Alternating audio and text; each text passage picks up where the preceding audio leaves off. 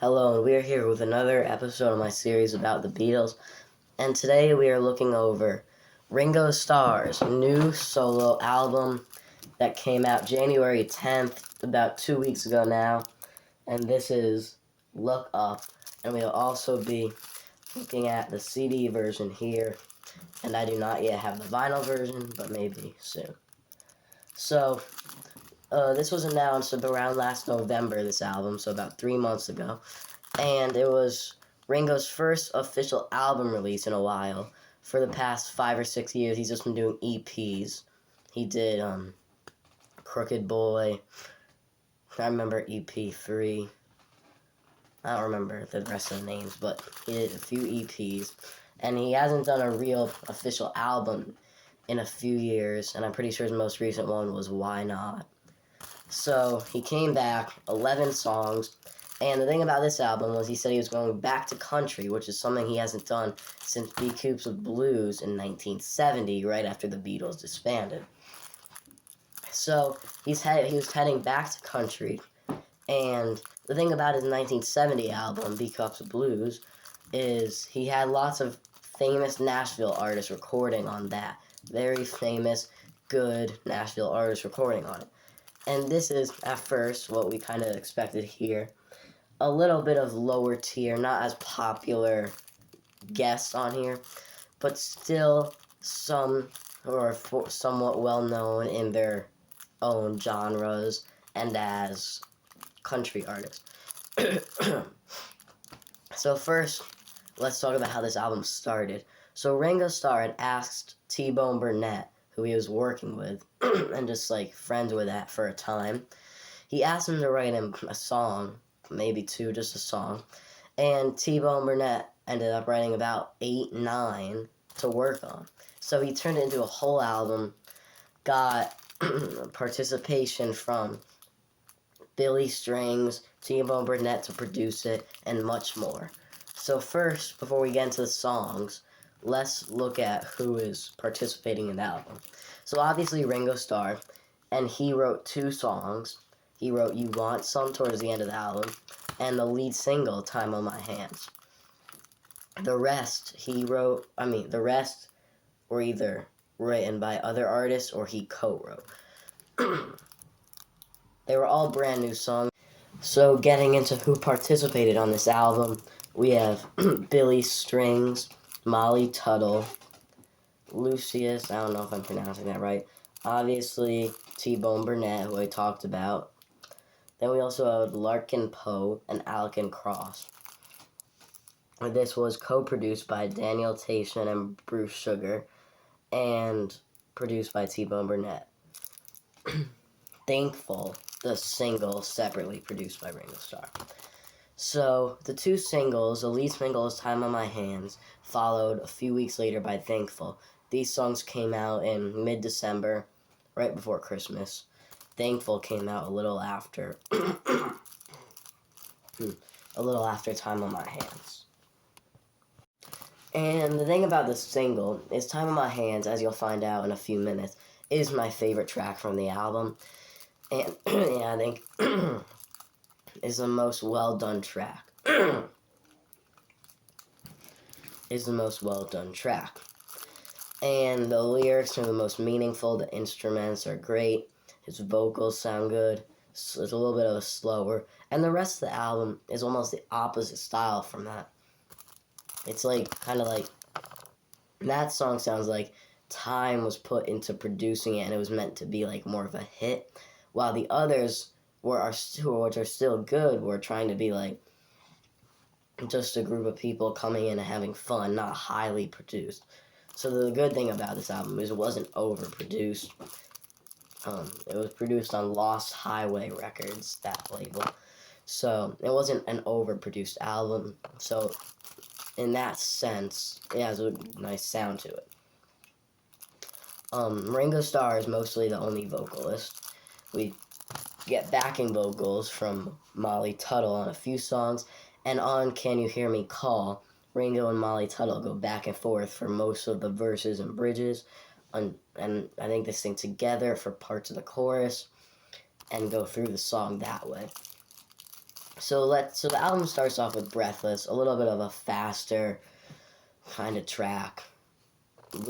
This album has somewhat basic lyrics for most of it, lyrics that aren't as like original or creative as they could have been, and that's part of the reason this album's reviews weren't amazing.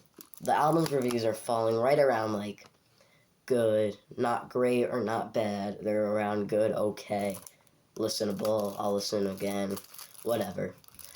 Partly because of what people felt this could have been, which is like 1970s Ringo album, which is where he had all these big hit national artists of the time coming in and participating.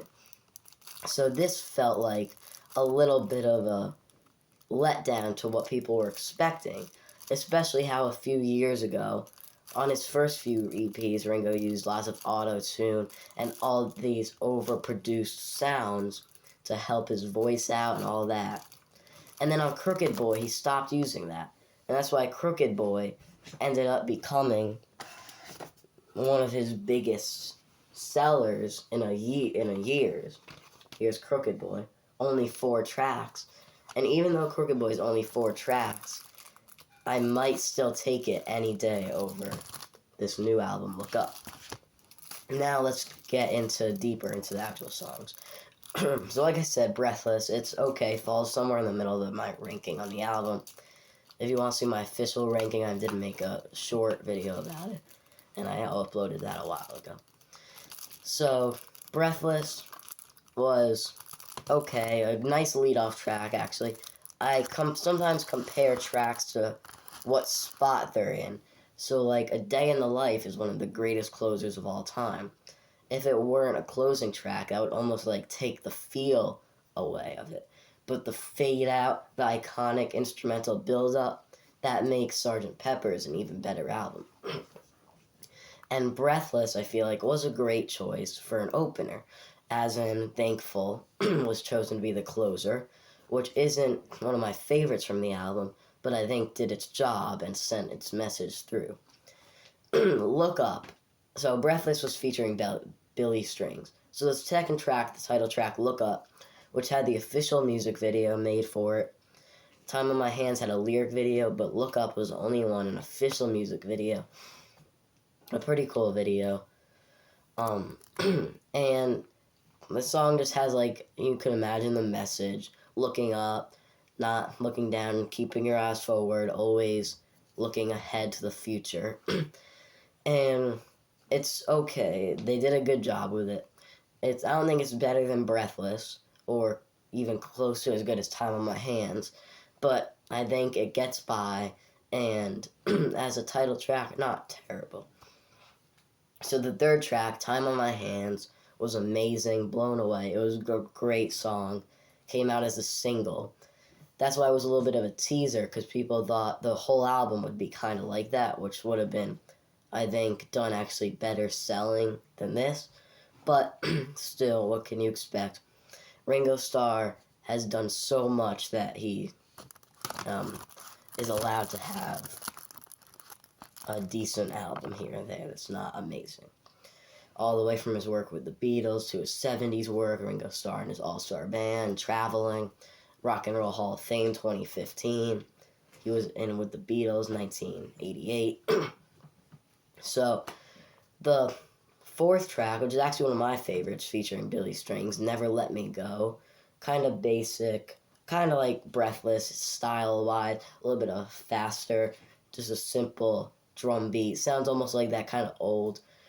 It's like an older country sounding. So like 60s country. Not like too old, like really old, but more like 60s, kind of what they grew up with. Skiffle, kind of like right around the Quarrymen times, the early Beatles, stuff like that. That's kind of what it sounds like. And Never Let Me Go is one of the higher tracks.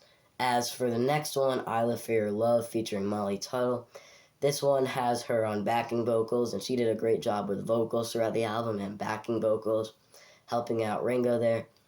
And I don't think she had too much to do songwriting-wise. I think that was mainly T-Bone Burnett and 2 tracks from Ringo Starr, Time on My Hands, You Want Some. But overall, her tracks that she contributed to tended to be the best. I don't know if it's really because of the vocals, but they did tend to rank better because Ringo's vocals do sound great on this album. Without auto-tune, all of that, it sounds really good. And then the sixth track is Come Back, which again was a high note on the album. The middle of the album was a high note. It was kind of one of those albums that went up, down. It's because I think the start was okay. Look Up is an okay song, Breathless. And then Time on My Hands, Never Let Me Go, I Live for Your Love, Come Back, and Can You Hear Me Call. This stretch of 5 in a row, as we get onto Can You Hear Me Call, the 7th track on the album, this is a duet between Ringo Starr and Molly Tuttle. And it's just it's kind of like a call and answer song, back and forth a little bit. And they work together to create a good song.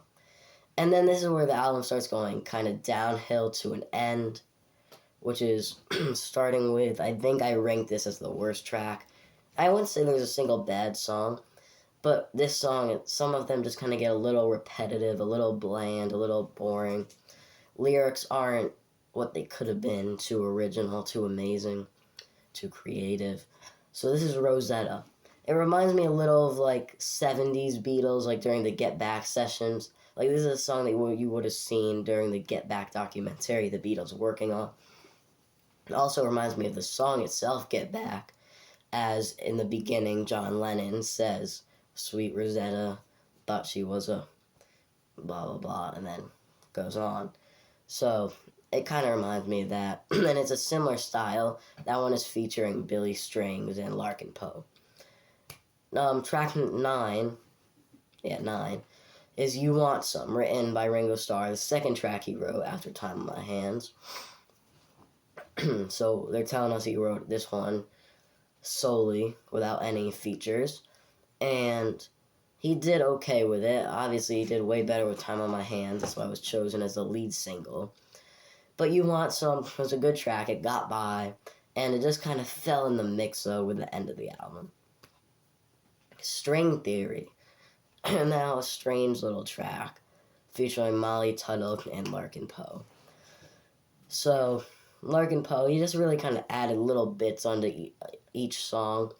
He was never really like the head up there with Ringo on any song, so he added little bits and pieces here and there, and actually added some pretty good parts.